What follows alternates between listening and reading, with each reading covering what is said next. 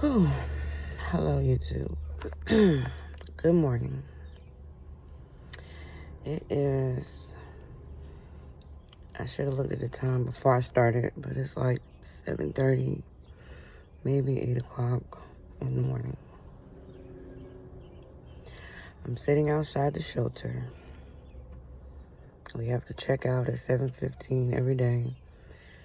Check back in between 3 and 6. Oh, excuse me. So I'm still tired.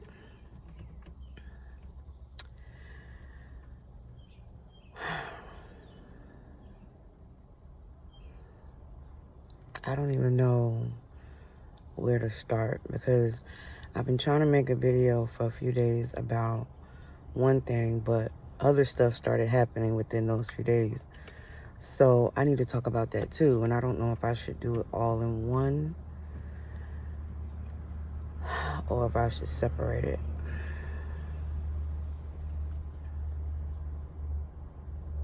I'm gonna separate it. So the other day, my friend said to me, stop telling people you stay in a shelter. Stop telling people you were sleeping in your car. And I'm like, why? That's the truth. Because everybody don't need to know your business. Everybody don't need to know that. So, for one, ain't no shame in my game. I don't mind telling people. I'm an open book. I don't mind telling people anything because, for one, I'm grateful for everything. Every little small thing. I'm grateful for being able to rent this car to be able to sleep in it. I'm grateful to be able to have a bed at the shelter, to be able to lay down and go to sleep in the air condition, be able to wash clothes, excuse me, eat dinner when they serve dinner. I'm grateful for all of that. And I just feel like, and she was like, so when she said that, I said, well, that's the truth. I said, so what am I supposed to tell people? She was like, just tell them that you got a motel room.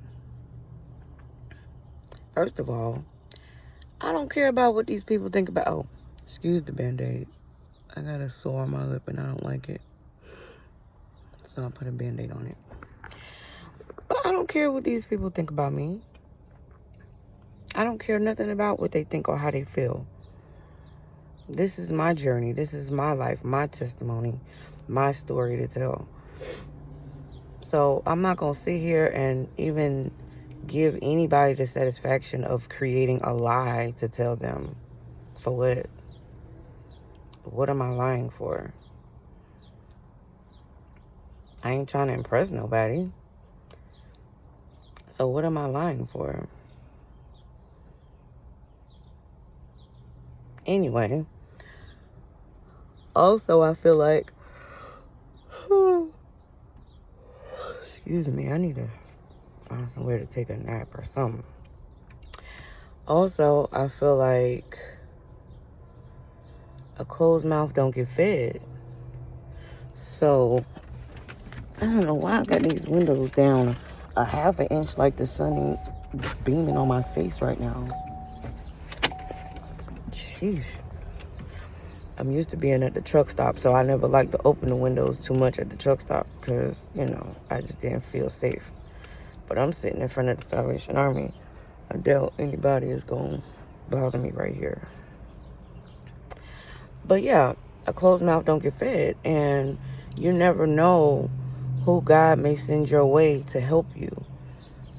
And I've been learning that because I've been getting a lot of help from, you know, random people, strangers, people I wouldn't expect to help. So it's like, if you lying or you not telling, you know, saying what's going on, how are you supposed to receive that help? How are they supposed to know that you need the help? Because you better believe God is going to send people your way to help you.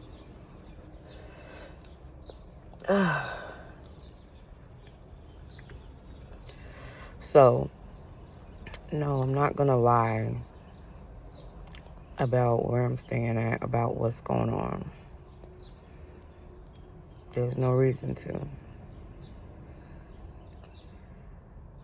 I don't have no food and I don't have no money to buy no food and I'm hungry, why not accept help from somebody to get food? My manager just gave me $10 the other night so I could get something to eat because we can't bring food in the shelter. So I would have to eat before I get here.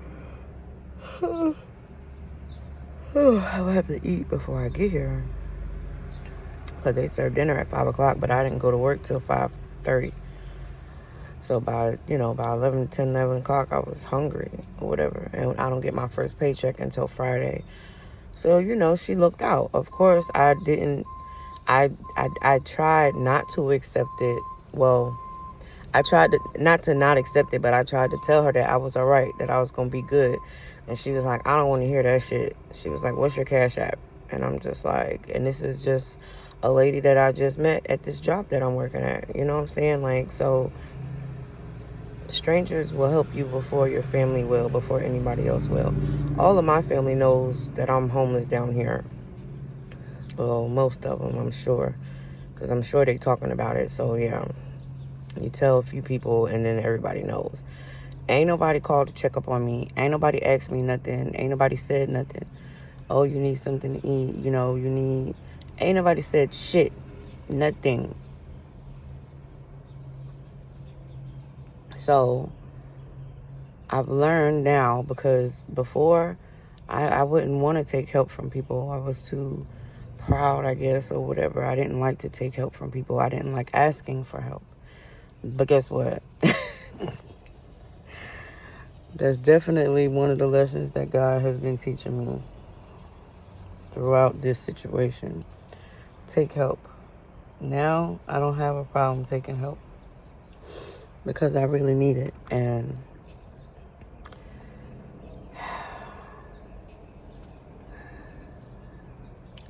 it's just a blessing who he sends around to help me, who he sends in my life to help me. It's a blessing, and I'm so grateful. And I'm so grateful, and that's why I said I'm not ashamed to tell nobody that I'm staying in a shelter or that I was sleeping in my car, because I'm just grateful to have the car to sleep in, and I'm grateful to have a bed in the shelter to sleep in. And to be honest with you, the shelter is way better than I expected. I've never been inside of a shelter before, but you see it on TV, and it's like always this rundown place with thousands of people staying in one room, and it's dirty. You know what I'm saying? Like, that's the image that I had in my head, but it's nothing like that here. It's nothing like that here. It's very clean. There's 5 women to a dorm.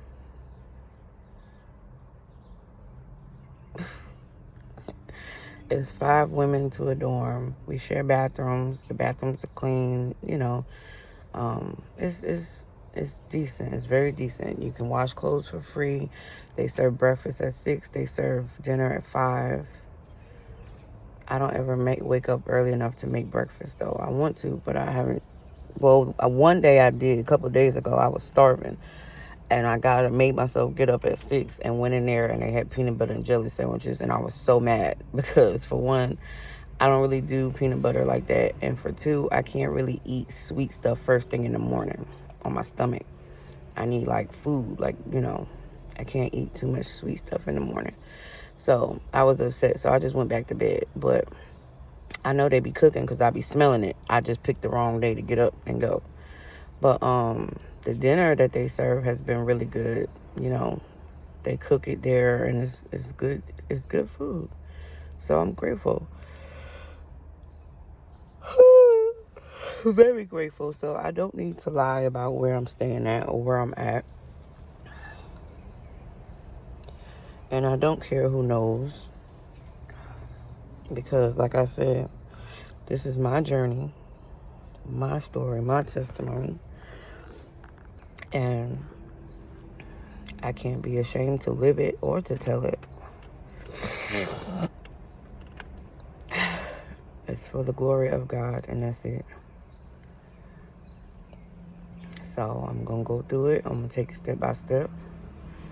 I'm going to listen to him as best I can. And it is what it is.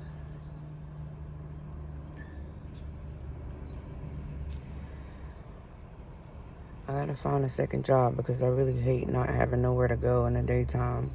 I don't work till 5:30 tonight. I close. So, I'm just out here. Usually I'll go donate. I donated yesterday. So when I left here, I went straight to because the plasma center is right across the street, actually. So I was like, well, shit, since I'm right here and I gotta be up, I might as well just go and get it over with. So I go to donate as soon as I leave here, and that way I could just get it out the way.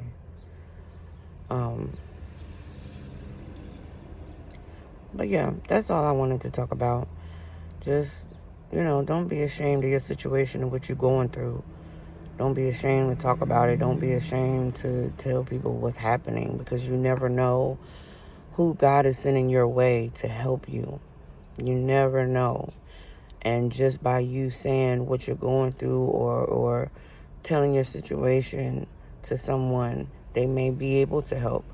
You never know who might know somebody where you could get a job, or who might know somebody where they're renting out a room or renting out a house that you can get, with bad credit or whatever.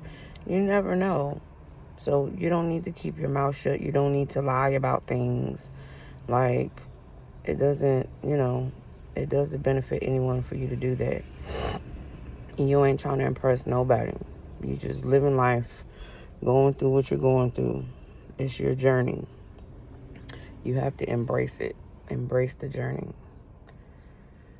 You have to learn. This is where you gain your wisdom, your experience. This is where all of that happens. When you down right here, down deep, down at the bottom, this is where it happens. I was just watching a video when somebody sent me, no, it was on YouTube, no, Facebook or something like that. And the guy, it was an older guy, he was homeless and he was at the gas station, and he was telling the dudes, basically, don't not talk to a dude at the gas station, or, don't not talk to somebody because they're homeless, because you never know the type of message that you're missing. You never know the type of experience that you could have with that person just because they're homeless or whatever. And he was saying, what I just said pretty much, that, this is the journey. He said everybody's so quick to get to the destination, but you got to go through the journey. That's the part that you have to experience. That's the part that you have to endure in order to survive when you get to the destination. In order to be equipped when you get to the destination. He said everybody's in such a rush, in such a hurry to get to the destination, but you missing everything in the middle. You're missing all the knowledge. So anyway, he was saying that he wanted to be a preacher since he was 6. He knew he wanted to be a preacher, but he never knew how the price he was going to have to pay to become a preacher. And he was like, if he don't have no experience, if he don't go through the stuff and he don't have no experience, how can he tell someone else about it? How can he preach about it? How can he show the glory of God if he don't go through it? And he's absolutely correct. He is absolutely correct. And the title on the video said, God chooses who he uses.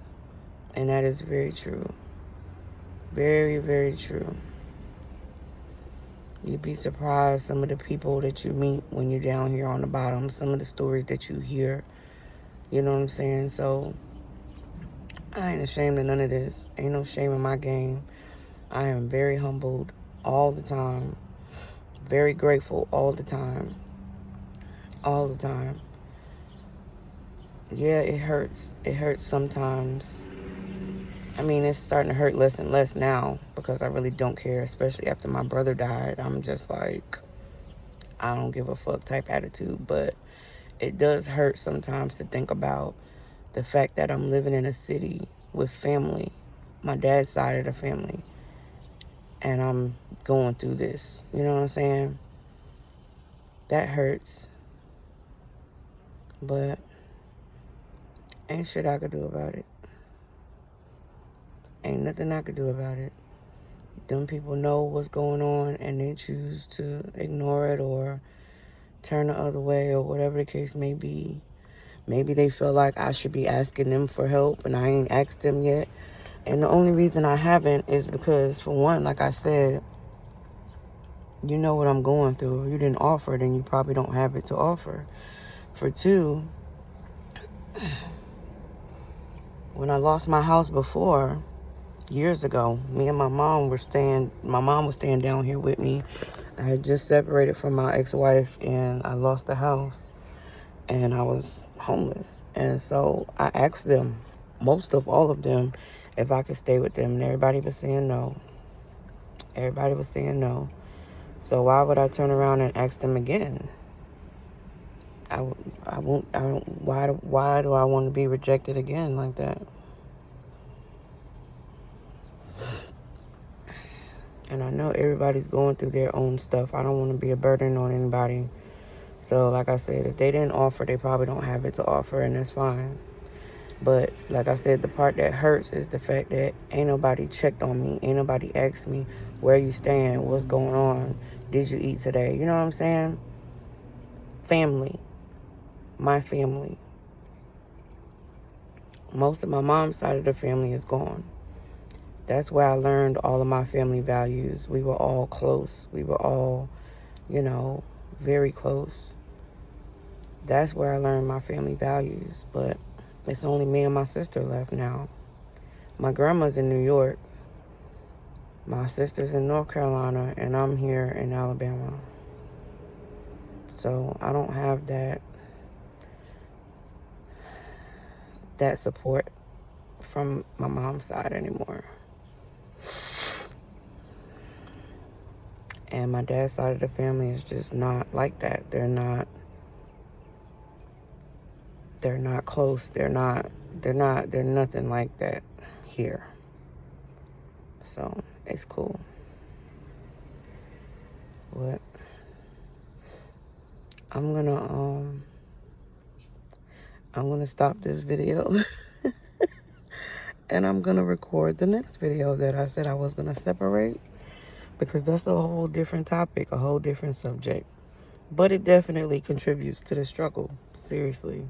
Like, when is enough enough? Like, when does it end? When does it end? Like, when does the suffering stop? All right. See y'all in a little bit.